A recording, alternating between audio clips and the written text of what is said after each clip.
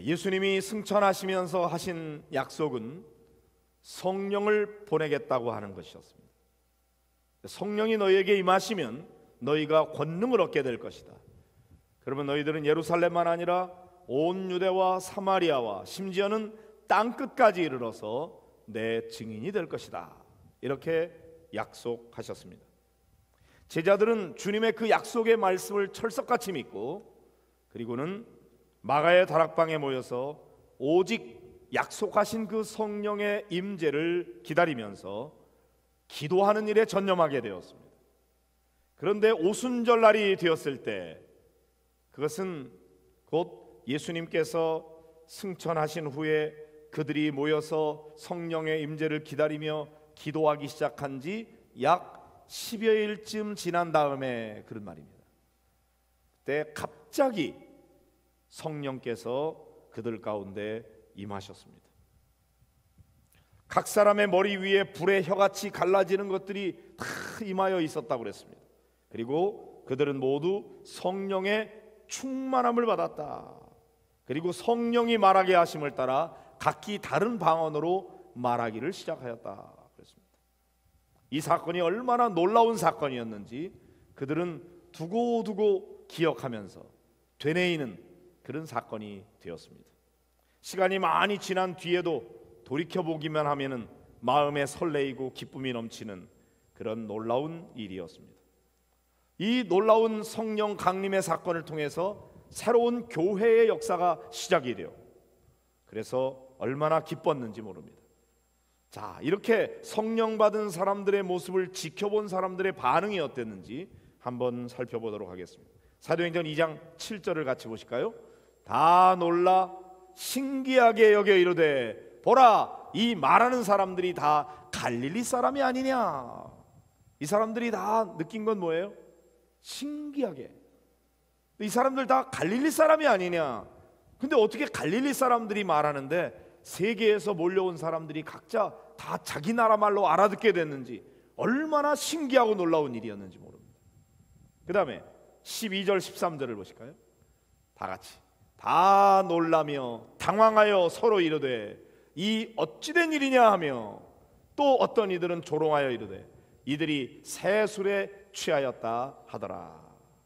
자, 이 성령 받은 사람들의 광경을 목격한 사람들 다 놀라서 신기하게 여겼다 그랬어요. 너무 놀라서 당황하면서 이게 도대체 어떻게 된 일이야, 이렇게 서로 질문하게 됐죠. 구경하는 사람들이 이렇게 놀랐으니 직접 이런 성령의 임재를 체험한 당사자들은 얼마나 깜짝 놀랐을까요? 이것이 그들에게 놀라운 일이 되었습니다. 자기들에게 일어난 일로 인해서 너무나 놀라고 당황스러워하고 있습니다. 기뻐서 어쩔 줄을 몰라 하고 있죠. 근데 모두가 다 그런 게 아니었어요. 어떤 사람들은 조롱했다고 그랬어요. 그러면서 하는 말이 새술에 취하였다. 표현이 굉장히 부드럽죠. 새술에 취했다는 거 별로 뭐 나쁜 말처럼 여겨지지 않지만 분위기로 보면은 쟤들 완전히 미친 거 아니야? 제정신이 아니야? 지금 저 사람들 저는 뭐 하고 있는 거야 저게? 막 이런 비난하는 소리였어요. 자, 기뻐하면서 이들이 즐거워하는 그런 모습을 꼴보기 싫어서 매우 불쾌하게 바라보는 조롱하는 사람들도 있었다. 자, 새술에 취했다고 하는 그런 말에 대해서 베드로가 강력하게 NO! 이 사람들은 술에 취한 게 아닙니다. 강력하게 변호하고 있는 거죠. 15절을 보겠습니다. 시작. 때가 제3신이 너희 생각과 같이 이 사람들이 취한 것이 아니라, 여기 유대인의 제3시라고 하는 것은 오늘 우리가 쓰는 시간으로 말하면 오전 9시예요. 오전 9시부터 술 먹고 해롱해롱 할 시간이 아니지 않느냐. 이 사람들 술 취해서 그런 게 아니다. 오히려 이 사람들이 마치 술에 취한 것처럼 이렇게 기뻐하고 즐거워하는 것은 일찍이 요엘 선지자를 통해서 하나님이 약속하신 그 성령께서 임하였기 때문에 이렇게 된 것이다. 이렇게 변호를 하고 있는 것입니다. 자, 이 사도행전 2장에 나오는 성령 강림 사건은 교회에 웬만큼 다닌 사람들은 다 알고 있는 얘기입니다. 그리고 제대로 믿음의 삶을 살기를 원하는 사람들은 다 마음속에 그런 기도가 있죠. 야, 이 마가의 다락방에 임하였던 그 놀라운 성령의 임재 사건이 내게도 이루어졌으면, 하나님 나에게도 성령이 임하기를 원합니다. 이런 간절한 소원의 기도를 드리게 됩니다. 그런데 실제 가만히 보면은 우리 주변에서 실제로 일어나는 경험은 그 초대교회에 일어났던 이 놀라운 성령의 임재 사건 같이 모든 성도들이 다 그렇게 성령 충만을 받는 것은 아닌 것 같아요. 왜 내게는 그런 성령의 역사가 임하지 않을까? 이런 의문을 갖게 됩니다. 가끔씩 간증하는 분들의 얘기를 들어보게 돼요. 그러면 그 사람도 나도 본래 예전에는 성령을 잘 몰랐는데 말씀 듣고 간절한 마음으로 사모하고 기도했더니 내가 예전에 경험하지 못했던 놀라운 성령의 임재를 내가 경험하게 되었다. 그래서 방언을 막 하게 되고 놀라운 신유의 역사가 일어나게 되고, 그리고 그로 인해서 내 마음에 기쁨이 넘치고, 그리고 나는 완전히 삶의 변화가 일어나게 된다. 이런 간증을 듣게도 됩니다. 너무나 부럽죠. 그런데 동시에 남의 그런 간증을 들을 때마다 이것이 우리 자신을 더욱더 당혹스럽게 만듭니다. 왜 그 사람들에게 임하였던 성령의 역사는 내게는 이루어지지 않는 것인가? 나는 아직도 구원 못 받은 건가? 아니면 혹시나 하나님은 나만 사랑하지 않는 건가? 나도 성령 충만 받기를 원하고 성령 충만하게 해달라고 하나님 앞에 기도도 하는데 왜 성경에도 그런 일이 있고 다른 사람도 그런 간증을 하는데 내게는 왜 그런 성령의 역사가 임하지 않는 것인가? 이게 너무나 당황스러운 거예요.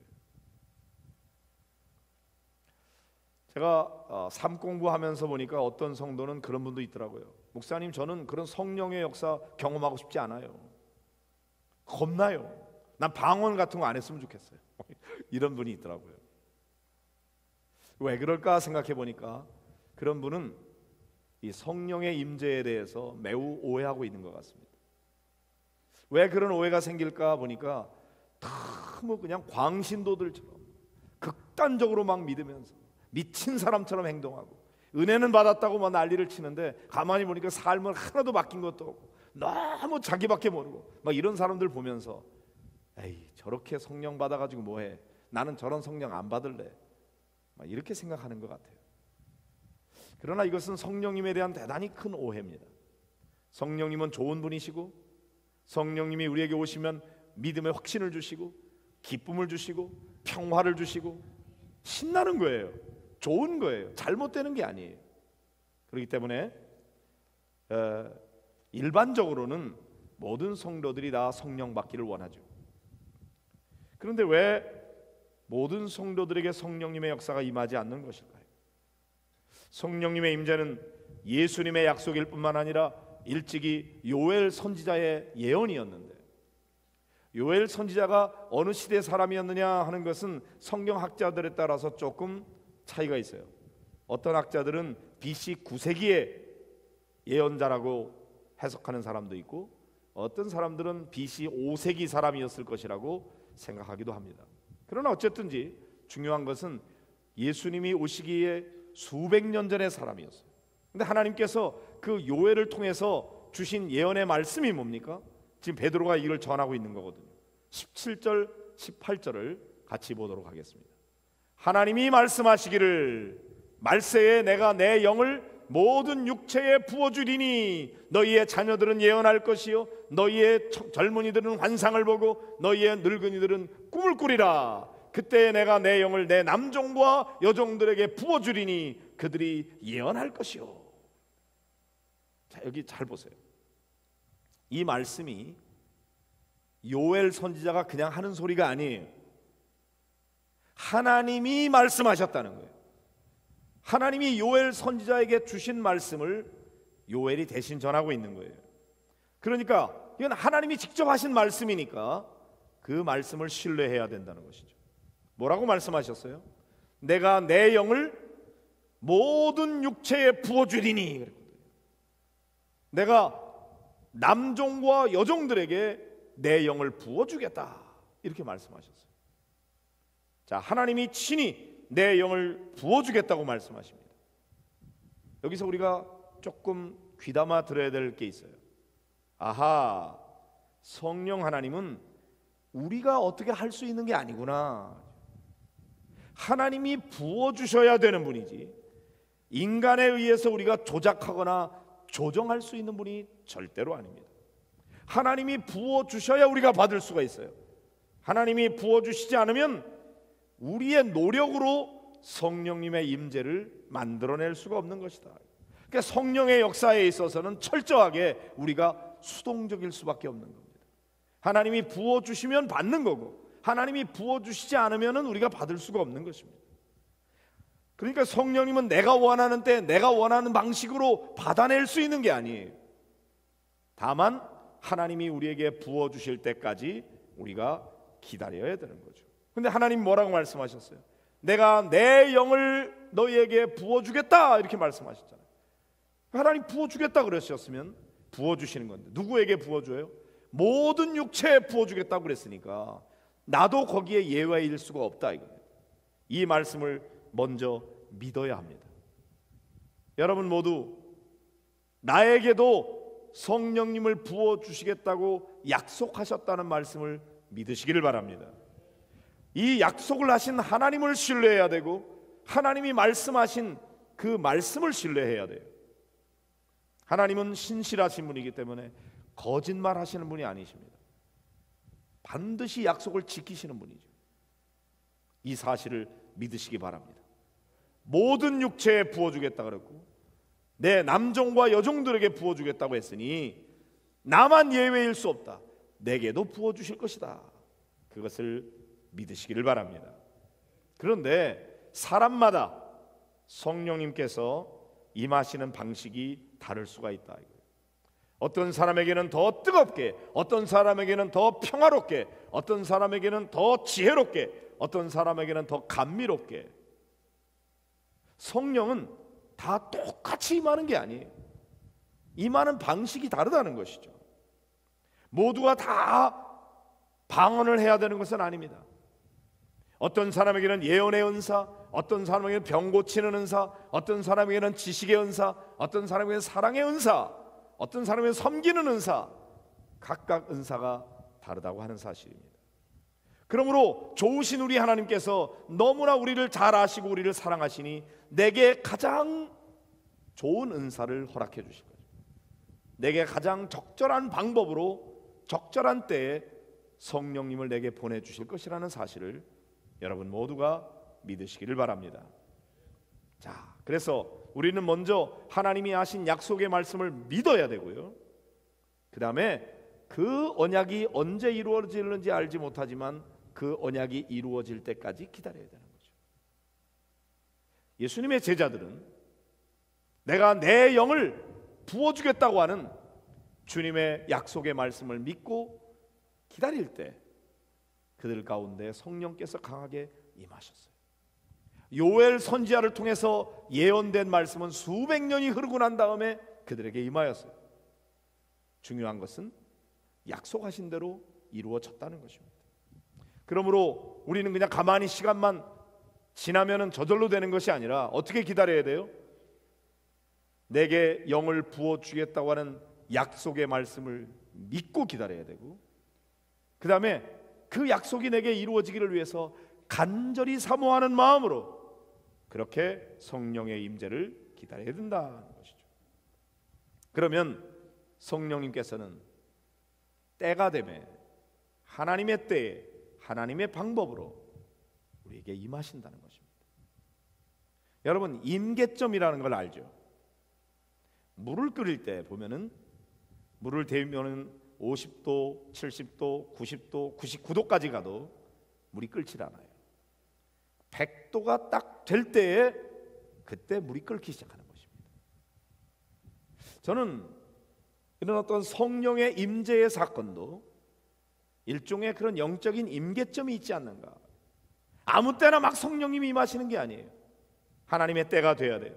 내가 성령의 충만한 임재를 경험할 수 있는 준비가 충분히 되어 있을 때, 그 때가 되면 하나님께서 사랑하시는 자에게 하나님의 영을 부어 주실 줄로 믿으시기를 바랍니다. 자, 우리에게도 이와 같은 성령의 역사가 임할 줄로 믿고 간절한 마음으로 기다리는 거죠. 근데 성령이 임하시면 어떤 현상이 나타난다 그랬어요? 너희 자녀들은 예언할 것이요, 너희의 젊은이들은 환상을 보고 너희의 늙은이들은 꿈을 꾸리라. 그리고 내가 남종과 여종에게 부어줄 것인데 그들이 예언할 것이다. 이렇게 말씀하셨어요. 자, 여기 보면은 이 모든 일들, 예언하는 거, 환상을 보는 거, 꿈을 꾸는 거, 다 내가 할 수 있는 일이 아니에요. 하나님께서 우리에게 부어주셔야만 되는 거예요. 여기 예언이라는 말은 점쟁이가 미래에 이루어질 일을 점치듯이 그렇게 얘기하는 것을 의미하는 게 아닙니다. 하나님의 말씀을 맡겨주셨어요. 맡길 예자를 써서 하나님께서 주신 말씀을 받아서 전달하는 거, 그게 성경이 말씀하고 있는 예언의 의미예요. 그러니까 너 앞으로 무슨 일이 있을 거다, 뭐 이런 거를 예언하는 것이 아니라 오히려 설교 같은 성격이 성경에서 말하는 예언입니다. 환상도 내가 보고 싶다고 보나요? 보여주셔야 보는 거죠. 꿈도 마찬가지입니다. 여기 꿈이라고 하는 것은 그냥 잠자다가 꾸는 일반적인 꿈이 아니라 하나님께서 장차 앞으로 이루어 가실 계획을 하나님의 사람에게 미리 보여주시는, 요셉에게 주신 꿈, 다니엘에게 주신 꿈, 뭐 그런 꿈과 같은 꿈인 것이죠. 하나님은 성령으로 우리 가운데 임하시게 되면은 어떤 사람들은 예언을 하게 되고, 어떤 사람들은 환상을 보게 되고, 어떤 사람들은 꿈을 꾸게 되는데, 이 모든 것이 다 미래지향적인 거예요. 현재 일이 아니라 앞으로 이루어질 일들에 대해서 하나님이 주권적으로 역사하실 때 우리에게 주어지는 것이다 하는 것입니다. 그러므로 성령이 임하시면 우리는 현재에 살지만 현재에 매여 살지 않고 미래를 위해서 살게 되고 꿈을 꾸게 되고 비전을 발견하게 되는 것입니다. 근데 보면은 늙은이들이 꿈을 꾼다 그랬어요. 늙은이가 누구예요? 나이가 많이 드신 분들이죠. 그런데 이 나이가 많이, 연세가 많이 드신 분들이 보통은 옛날 얘기하거든요. 과거 얘기밖에 할 게 없어요. 그런데 성령 충만한 연세 드신 분들은 꿈을 꾸게 된다, 미래를 말하게 된다는 것입니다. 제가 약 한 30여 년쯤 전에 있었던 일인데도 불구하고 뚜렷이 기억하고 있는 한 노인이 있습니다. 제가 동두천쯤에 가게 되었을 때 어느 기도원에 가게 됐어요. 그런데 그 기도원에 딱 들어가니까 그 앞마당에서 어떤 할머니가 손을 들고 기도를 하고 있어요. 그래서 제가 할머니가 열심히 기도하시는구나. 그리고 그 기도를 쭉 돌아보고 났더니 왔는데 여전히 거기 계시더라고요. 기다리다가 기도가 끝나고 난 다음에 아유 할머니 권사님이신가요? 권사님이래요. 연세가 보니까 80대 중반쯤 되신 할머니였어요. 뭔 기도를 그렇게 열심히 하셨나요? 제가 여쭤봤습니다. 그 할머니가 이렇게 기도했다 그러더라고요. 하나님, 이 나라의 대학생들을 축복해 주시옵소서. 이 땅의 젊은이들을 깨워 주시옵소서. 장차 이들이 이 나라, 이 민족을 이끌어갈 지도자들인데 하나님, 이들이 올바른 생각을 가지고 바르게 열심히 공부하고 비전과 꿈을 가지고 민족의 미래를 이끌어갈 수 있는 그런 젊은 청년들이 되게 주시옵소서. 그런 마음으로 막 기도를 하고 있다. 제 마음속에 얼마나 충격을 받았는지. 야, 이분은 연세가 들어서 노인이지만 실제로 영적인 면에서는 이분 성령 충만한 분이에요. 이분은 새벽 이슬 같은 주의 청년이구나. 그걸 깨닫게 됐어요. 누가 그렇게 된다고요? 성령이 임하실 때 늙은이들이 꿈을 꾸게 된다. 저는 우리 무기한교회 모든 연세 드신 분들이 다 새벽 이슬 같은 주의 청년들이 되기를 주님의 이름으로 축복합니다. 옛날 얘기만 하는 것이 아니라 미래를 이야기하고 꿈을 이야기하고 젊은이들을 위해서 중보하며 기도하고 그러는 주의 청년들이 되기를 축복합니다. 성령 충만할 때 그렇게 되는 거죠. 성령 충만한 성도들은 육신의 눈으로 보이는 것만 보는 것이 아니라 하나님이 보여주시는 걸 보게 되고 미래를 말하는 사람들이 되는 것입니다. 그러므로 성도 여러분, 여러분 모두가 성령 충만해서 예언하게 되고 환상을 보고 꿈을 꾸는 역사가 일어나게 되기를 간절히 소원합니다. 제가 이번 주간에 날씨도 덥고 또 뭐 신방할 때도 많지 않고 그래서 조용히 앉아서 책을 열심히 보았어요. 독서법에 대한 책을 읽었는데 이번 주간에 막 책을 읽다 보니까 한 주간에 책을 3권이나 읽었는데 그 독서법에 대한 책 중에 그런 얘기가 나오더라고요. 만유 인력의 법칙을 발견한 존 뉴턴이라는 분이 물리학의 여러 가지 법칙들을 발견했는데 그 중에 하나가 관성의 법칙이죠. 가만히 있는 거는 계속 가만히 있으려고 그러고 움직이는 거는 계속 자꾸 움직이려고 그러고 그런 게 관성의 법칙이잖아요. 두 번째는 힘과 가속도의 법칙이에요. 어떤 거에다가 힘을 주게 되면은 그게 움직이게 되고 그 조금 더 힘을 주면은 점점 가속도가 붙는다는 것이죠.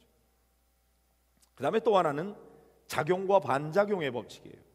뭔가 작용을 하려고 그러면은 그것을 작용하지 못하도록 방해하는 반작용이 생긴다는 거죠. 그 사람은 독서법에 대해서 얘기하면서 이 원리를 적용해서 책 읽는 것도 그렇다는 거예요. 처음에 책 읽기가 어렵지만 책을 읽기 시작하면서 한 50페이지 정도 읽어나가기 시작하면은 그 다음에 관성이 붙어가지고 책을 자꾸만 더 읽게 돼요.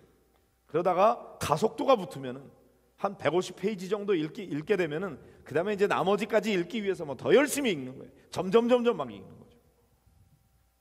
그런데 작용과 반작용의 법칙도 있다는 거예요. 책을 읽지 못하도록 자꾸만 방해하는 요소들도 있다는 거죠.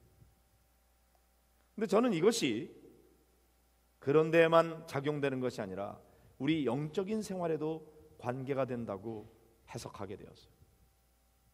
기도하는 일, 말씀을 읽는 일, 전도하는 일, 이런 것들도 이 법칙들이 영향을 미치지 않는가, 적용이 되지 않는가. 기도하는 일도요, 처음에 기도 안 할 때는 기도하고 싶지 않아요. 근데 기도를 처음에 할 때 힘들어요.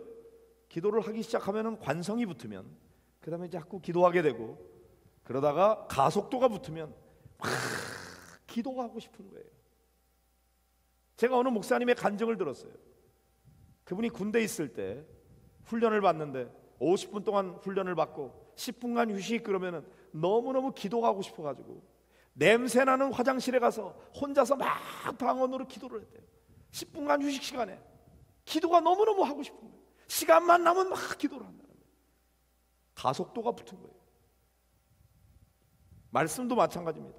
성경 말씀을 읽을 때도 이게 도대체 무슨 소리인지 잘 이해도 안 되고 읽고 싶지도 않다고 그러다가 한번 읽기 시작하면서 막 점점 관성이 붙고 가속도가 붙으면은 밤새도록 막 성경을 읽고 말씀의 은혜가 되고 점점 더 그렇게 돼요.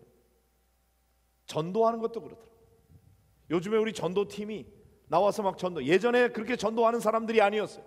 근데 막 불이 붙었어. 가속도가 붙었어요. 그래가지고 막 나가서 막 전도를 하고 전도하면서 일어나는 놀라운 일들을 막 간증하고 기쁨이 넘쳐서 어쩔 줄을 모르는 거죠. 그런데 악한 사단 마귀는 우리가 그 일을 하지 못하도록 자꾸만 반작용으로 우리를 제지시키고 못하게 만드는 일들도 있다는 것입니다. 저는 이 말씀을 오늘 이 본문의 말씀과 적용해서 생각해 봤어요. 그래, 초대교회 이 성도들도 예수님께서 승천하시면서 말씀하신 내가 너에게 성령을 보내주겠다, 이 말씀을 듣고 그들이 기도하게 됐는데 사람들이 모여서 기도하면서 점점 불이 붙기 시작하더니 가속도가 붙었어요. 그러더니 임계점에 이르게 되니까 오순절날에 갑자기 성령이 임하면서 그들 가운데 놀라운 은사들이 나타나게 된 것 아닌가. 그럼 우리 목양교회도 마찬가지. 우리 성도들의 마음속에 오늘 이 시간 제가 전하는 말씀을 듣고서 그래, 그게 맞아, 영적인 원리도 그래, 나도 이제 좀 더 기도하는 생활을 해봐야지, 나도 성경 말씀을 좀 더 읽어봐야지, 나도 전도팀에 나가서 전도 좀 해봐야 되겠다, 이런 자극을 주고 동기부여를 하는 것은 성령님이 하시는 일입니다. 근데 여러분들이 처음에 하기가 어렵지, 관성이 붙어서 이제 출발을 시작하면은 그 다음에는 자꾸 이제 그렇게 하고 싶은 마음이 생기고, 거기다가 힘을 계속 불어넣으면은 가속도가 붙어가지고, 그 다음에 뭐 시도 때도 없이 자꾸 성경 읽고, 막 시간만 나면은 들어가서 막 기도하고, 시간만 나면 나와서 전도하는 일들이 일어나게 된다. 그러다가 임계점에 이르게 되었을 때 빵 하고 터지는 거죠. 그래서 성령의 강력한 역사가 나타나게 돼요. 목양교회에 놀라운 부흥의 역사가 일어나게 된다. 꿈 같은 일 아닙니까? 그런데 성령님께서 이런 꿈을 꾸게 해주셨어요. 이 동천 자이 아파트에 입주하게 될 사람들 몇 명이나 우리 교회에 올지 알 수가 없지만, 우리 마음속에 한 사람이라도 더 함께 신앙생활하면 좋겠다, 그런 마음으로 모두가 다 함께 기도하고 전도하는 일에 힘쓰고 또 함께 후원하면서 다 동원이 되는 거죠.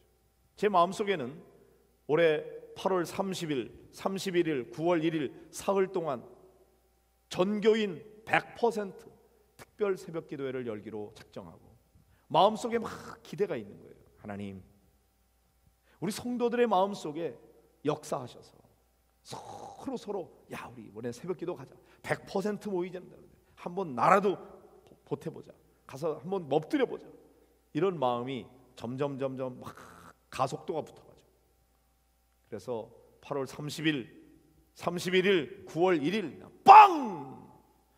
임계점에 이르러가지고 성령의 놀라운 임재가 임하면서, 야, 이게 초대교회 마가의 다락방에 임하였던 성경에만 있는 영적 사건이 아니라 내게도 그런 일이 일어나게 됐습니다. 내가 성령 받게 됐습니다. 내가 이런 은사를 경험하게 되었습니다. 내 마음에 확신이 있습니다.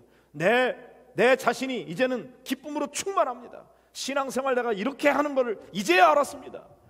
이런 남의 간증만 듣는 게 아니라 여러분이 그런 간증의 주인공이 되는 놀라운 역사 일어나게 되지 않겠습니까? 할렐루야.